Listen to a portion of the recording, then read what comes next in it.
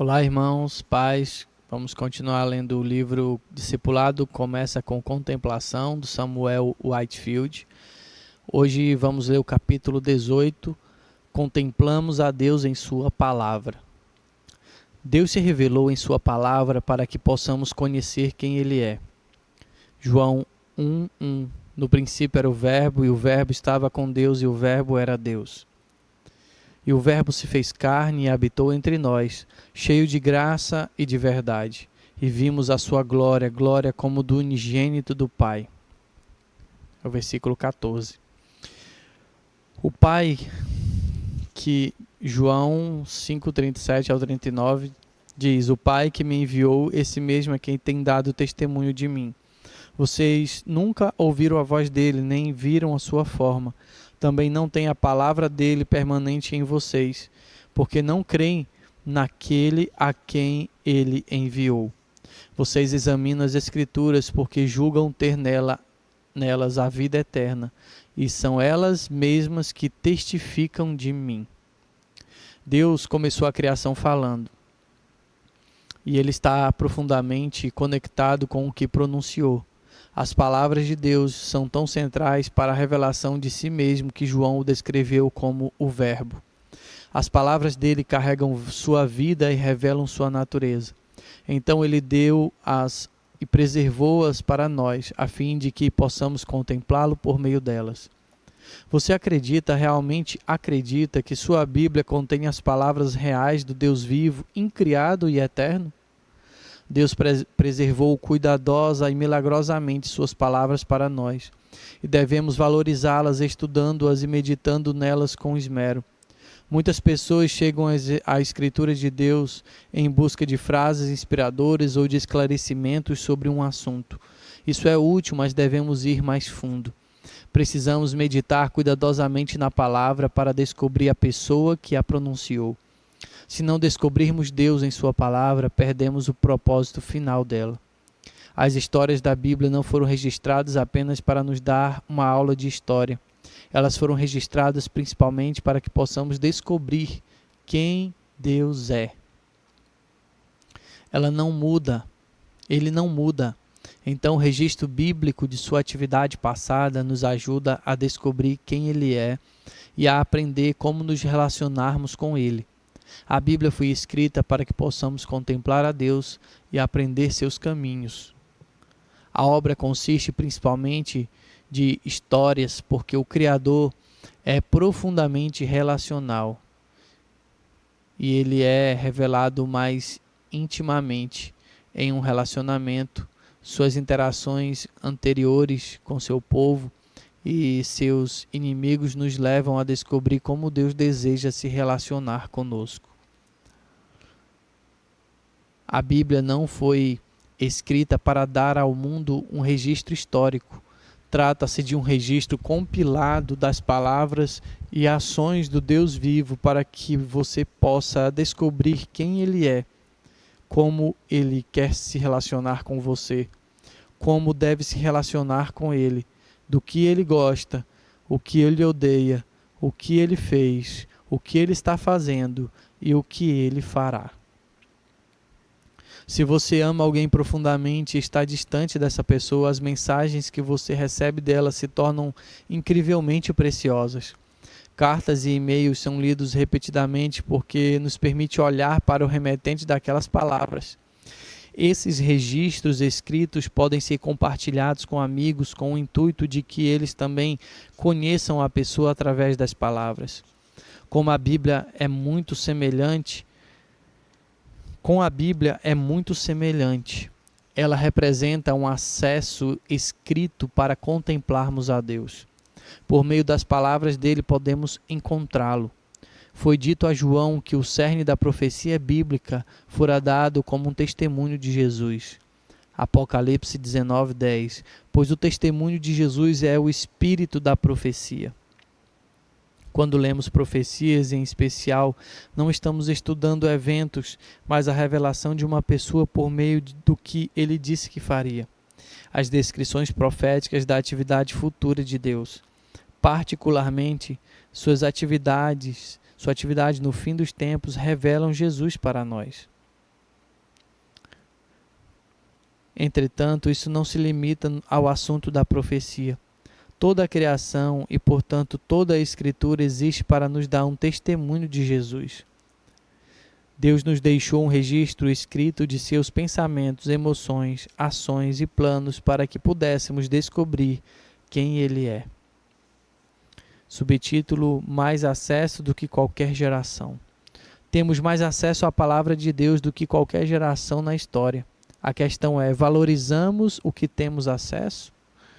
No último século, houve um aumento expressivo de acesso a manuscritos, estudos e recursos bíblicos.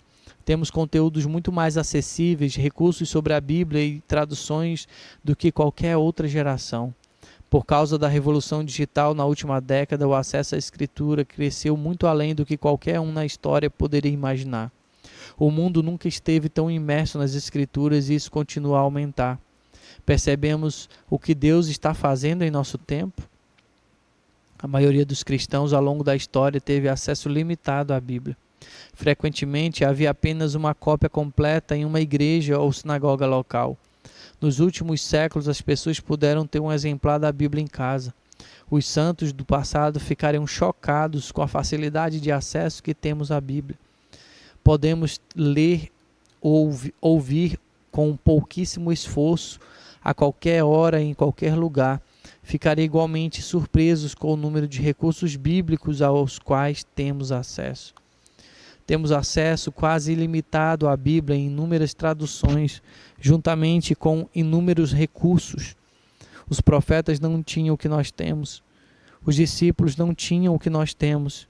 Os reformadores não tinham o que temos. Você pode imaginar como o apóstolo Paulo ficaria entusiasmado se tivesse à mão as ferramentas que temos? Não compreendemos totalmente as riquezas que nos foram dadas livremente. Agora mesmo Deus está inundando a terra com a palavra dele. Agora mesmo. Deus está inundando a terra com a palavra dele. E isso é totalmente sem precedentes. A revolução digital produziu coisas boas e ruins, mas é inquestionável que Deus a está usando para saturar o mundo com a sua palavra. Poucos anos atrás, as Bíblias tinham que ser impressas e transportadas por todo o mundo. Agora estão disponíveis de forma gratuita e instantânea em quase todos os lugares da Terra, em dispositivos que cabem no bolso de todos. A revolução digital é tão difundida que é fácil perder de vista como o nosso mundo mudou dramaticamente em poucos anos. A revolução digital não diz respeito ao acesso a Netflix, Facebook e YouTube, mas acesso gratuito à palavra de Deus. O desafio de nosso acesso inigualável à Bíblia é que as pessoas tendem a não valorizar as coisas que são gratuitas e estão facilmente disponíveis. Para resumir, podemos dizer que a familiaridade gera desprezo. Por exemplo, um casal que está namorando valoriza profundamente cada momento que eles podem ficar juntos, porque esse tempo é precioso e limitado. Quando eles se casam e têm acesso constante um ao outro, começam a se desvalorizar com o tempo. Você pode honestamente dizer que valoriza a Bíblia em seu smartphone tanto quanto você a valorizaria se houvesse apenas uma única cópia compartilhada em toda a sua igreja? Temos uma oportunidade sem precedentes de meditar com afinco na palavra de Deus e devemos aproveitá-la. Deus conduz a história e está inundando o mundo com a Bíblia, porque tem um propósito muito específico em mente. O Senhor quer que esta geração o contemple em sua palavra de uma forma que nenhuma geração anterior conseguiu. Muitos não conhecem o valor do que nos foi dado, mas é hora de um povo abrir os olhos para o que temos e tirar o máximo proveito disso. É hora de aproveitar esta extraordinária oportunidade para devorar a palavra de Deus e mergulhar nela. A palavra precisa se tornar como comida para nós, e nós precisamos comer o livro, como os profetas antigos. Nossos computadores, tablets e smartphones devem se tornar pergaminhos modernos enquanto aproveitamos a oportunidade incomparável para meditar na palavra noite e dia. Enquanto alguns podem ignorar o tesouro que recebemos, outros reconhecerão as riquezas que temos em nossas mãos, e surgirá um povo que está mais encharcado nas Escrituras do que qualquer geração na história. O Espírito Santo ama a palavra de Deus, e sempre que um povo se entrega a ela, ele começa a falar por meio dessa palavra e a revelar Deus.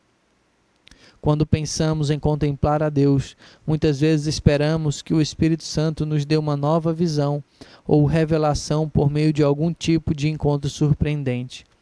Mas não podemos esperar que o Senhor fale coisas novas para nós quando não valorizamos o que Ele já falou. Devemos procurar fazer da palavra de Deus não apenas uma questão de disciplina, mas uma fonte de entretenimento. Devemos ler, cantar, meditar nela e compartilhá-la uns com os outros. Devemos também transformar a palavra em oração, porque ela nos foi dada como material de conversação.